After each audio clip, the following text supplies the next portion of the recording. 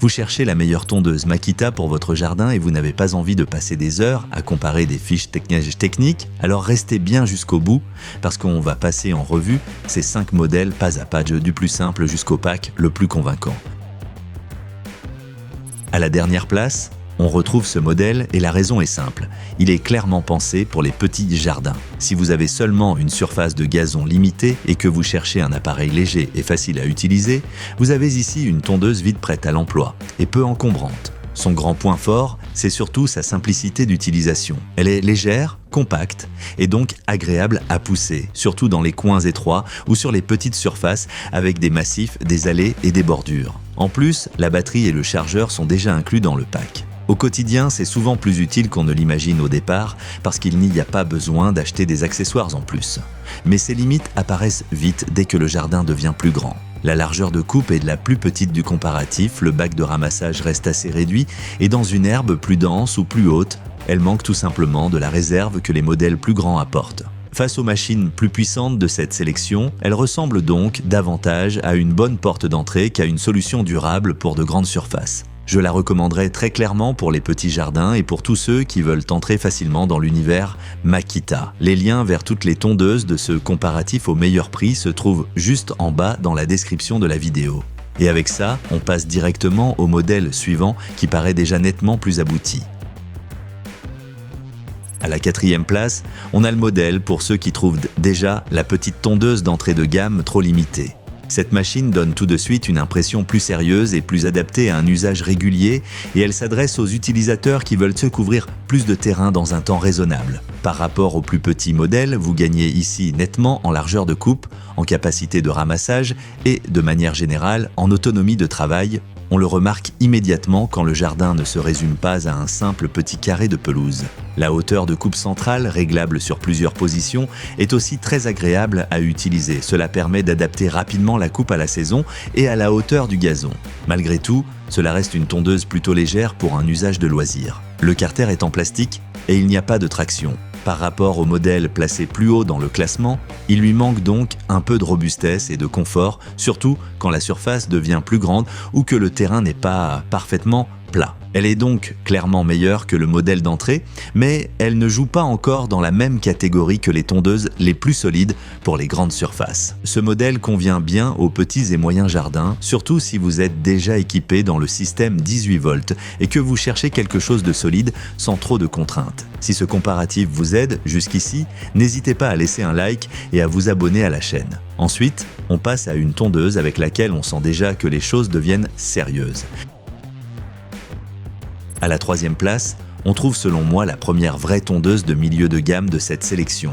Ici, il ne s'agit plus seulement de tondre tranquillement après le travail, mais déjà d'avoir plus de matière, plus de stabilité et plus de réserve. Ce qui rend ce modèle convaincant, c'est son mélange de construction sérieuse et de bonne performance. Le carter en acier paraît nettement plus robuste que le plastique, le bac de ramassage est grand et le moteur sans balai apporte plus d'efficacité et plus de puissance. En comparaison directe avec les plus petits modèles, elle travaille avec plus d'assurance et se montre beaucoup plus agréable à utiliser dans les jardins moyens ou grands. Pourquoi n'arrive-t-elle malgré tout pas dans le top 2 ? C'est très simple, elle reste une tondeuse poussée sans traction. Sur un terrain plat, cela reste tout à fait acceptable, mais dès que la surface augmente, on sent la différence. En plus, elle n'a ni l'autonomie énorme, ni la très forte capacité de travail des meilleurs modèles de ce comparatif. Si vous cherchez une tondeuse robuste pour des jardins moyens à grands et que vous souhaitez rester dans le système 18 volts, vous êtes ici sur un très bon choix. C'est un peu la polyvalente raisonnable avant de passer au vrai haut de gamme. Et justement, c'est là que nous attend maintenant le modèle classé 2e. À la 2e place, on trouve un modèle qui montre immédiatement qu'il a été conçu pour les gros travaux. Rien que sa largeur de coupe de 53 cm le dit clairement. Ici, l'objectif, c'est de couvrir beaucoup de pelouse en un minimum de temps. Par rapport au 3e du classement, cette machine progresse nettement en largeur de travail et en endurance. Le système avec 4 emplacements pour batterie est particulièrement intéressant parce qu'il permet d'interrompre beaucoup moins souvent le travail sur les grandes surfaces. À cela s'ajoutent plusieurs modes d'utilisation comme le ramassage, le mulching et l'éjection. Pour les grands jardins ouverts, c'est un ensemble vraiment très convaincant. La raison pour laquelle elle ne prend malgré tout pas la première place, c'est le confort. Malgré sa puissance, elle reste une tondeuse poussée. Avec ce gabarit et ce poids, une traction aurait vraiment été la touche finale. Et c'est précisément là que le modèle gagnant fait mieux, parce qu'il se montre encore plus agréable sur les grandes surfaces. Si vous avez déjà des batteries Makita dans la gamme 18 volts et que vous cherchez une tondeuse puissante pour beaucoup de terrain, c'est ici presque le choix logique. Mais si vous voulez le meilleur ensemble possible, alors voici maintenant notre gagnante. À la première place arrive ce modèle parce que c'est tout simplement celui qui offre l'ensemble le plus homogène. Ce n'est pas la machine la plus large du test, mais c'est celle qui combine le plus efficacement performance, confort et capacité de travail. Le point décisif, c'est la traction. Surtout dans les grands jardins, cela fait une énorme différence parce que la tonte devient nettement plus confortable. À cela s'ajoute la puissante plateforme 40 volts, le robuste carter en acier et la très bonne aptitude aux grandes surfaces. D'après mon expérience, ce sont justement ces éléments qui comptent au quotidien bien plus que quelques centimètres de largeur de coupe en plus. Bien sûr, ce modèle a aussi un inconvénient. Si vous n'êtes pas encore dans le système 40 volts, il faut prévoir un coût d'entrée plus élevé. Ce n'est donc pas automatiquement le meilleur choix pour tout le monde, mais en comparaison directe, c'est le pack global le plus fort. C'est clairement celui qui donne le plus une impression de haut de gamme.